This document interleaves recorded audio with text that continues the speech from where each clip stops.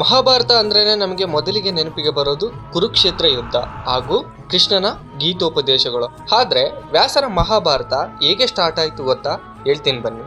ಅದು ನೈಮಿಷಾರಣ್ಯ. ಅಲ್ಲಿ ಶವಣಕ ಮಹರ್ಷಿಯ ನೇತೃತ್ವದಲ್ಲಿ 12 ವರ್ಷಕ್ಕೊಮ್ಮೆ ನಡೆಯುವ ಒಂದು ಕಠಿಣವಾದ ಸತ್ರಯಜ್ಞ ನಡೀತಿರುತ್ತದೆ. ಅದೇ ಟೈಮಲ್ಲಿ ಅಲ್ಲಿಗೆ ಸೂತ ಪುರಾಣದಲ್ಲಿ ಎಕ್ಸ್ಪರ್ಟ್ ಆದ ಉಗ್ರಶ್ರಾವ ಸೌತಿ ಅಲ್ಲಿಗೆ ಬರುತ್ತಾನೆ. ಅವನು ಬರುವುದನ್ನು ಕಂಡ ಋಷಿಗಳೆಲ್ಲರೂ ಅವರ ಕೆಲಸಗಳನ್ನು ನಿಲ್ಲಿಸಿ ಅವನ ಸುತ್ತುವರೆದು ಅವನನ್ನೇ ನೋಡುತ್ತಿರುತ್ತಾರೆ. ಅವನ ಕಣ್ಣಲ್ಲಿ ಏನೋ ಗೊತ್ತಿಲ್ಲದ ಒಂದು ಕುತೂಹಲ. ಒಂದೇ ಪ್ರಶ್ನೆ, ಕುತ ಅಗತ್ಯ ಅಂದ್ರೆ ಎಲ್ಲಿಂದ ಬರುತ್ತಿದ್ದೀಯಾ ಅಂತ. ಆಗ ಸೌತಿ ಕೊಡೋ ಆನ್ಸರ್ ಹಿಸ್ಟ್ರಿಯಲ್ಲೇ ಒಂದು ಮಿಸ್ಟ್ರಿಯನ್ನು ರಿವೀಲ್ ಮಾಡಿತು. ನಾನು ಜನ್ಮೇಜಯ ರಾಜ ಮಾಡಿದ ಭಯಂಕರವಾದ ಸರ್ಪಯಜ್ಞದಿಂದ ಬಂದಿದ್ದೇನೆ. ಅಲ್ಲಿ ವ್ಯಾಸ ಮಹರ್ಷಿಯ ಶಿಷ್ಯನು ಮಹಾಭಾರತ ಹೇಳುವುದನ್ನು ಕೇಳಿದನು. ಆದರೆ ನಾನು ಡೈರೆಕ್ಟ್ ಆಗಿ ಅಲ್ಲಿಂದ ಇಲ್ಲಿಗೆ ಬರಲಿಲ್ಲ. ಆ ಕತೆ ಕೇಳಿದ ನಂತರ ಸಮಂತಕ ಪಂಚಕಕ್ಕೆ ಹೋಗಿದ್ದೆ. ಅಲ್ಲಿ ಕೌರವರು ಹಾಗೂ ಪಾಂಡವರ ರಕ್ತದಿಂದ ತೊಳೆದು ಹೋದ ಭೂಮಿ ಕುರುಕ್ಷೇತ್ರ ಯುದ್ಧ ಭೂಮಿ.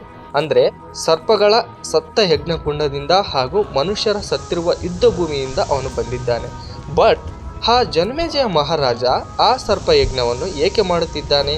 ಸರ್ಪಗಳಿಗೂ ಮಹಾಭಾರತಕ್ಕೂ ಲಿಂಕ್ ಏನು? ಪಾರ್ಟ್ 2 ಅಲ್ಲಿ ನೋಡೋಣ. ಫ್ರೆಂಡ್ಸ್, ಮಹಾಭಾರತ ಎಂಬುದು ಒಂದು ದೊಡ್ಡ ಸಮುದ್ರ. ಅಲ್ಲಿ ನಮಗೆ ಗೊತ್ತಿಲ್ಲದ ಎಷ್ಟೋ ವಿಷಯಗಳು ಅಡಗಿದೆ. ಅದಕ್ಕೋಸ್ಕರ ಮಹಾಭಾರತ ಹಾಗೂ ನಮ್ಮ ಹಿಂದೂ ಪುರಾಣಗಳ ಬಗ್ಗೆ ಎಲ್ಲ ಮಾಹಿತಿಗಳನ್ನು ತಿಳಿಯಲು ನಮ್ಮ ಚಾನಲನ್ನು ಸಬ್ಸ್ಕ್ರೈಬ್ ಆಗಿ ಹಾಗೂ ವಿಡಿಯೋ ಲೈಕ್ ಮಾಡಿ, ಶೇರ್ ಮಾಡಿ. Thank you.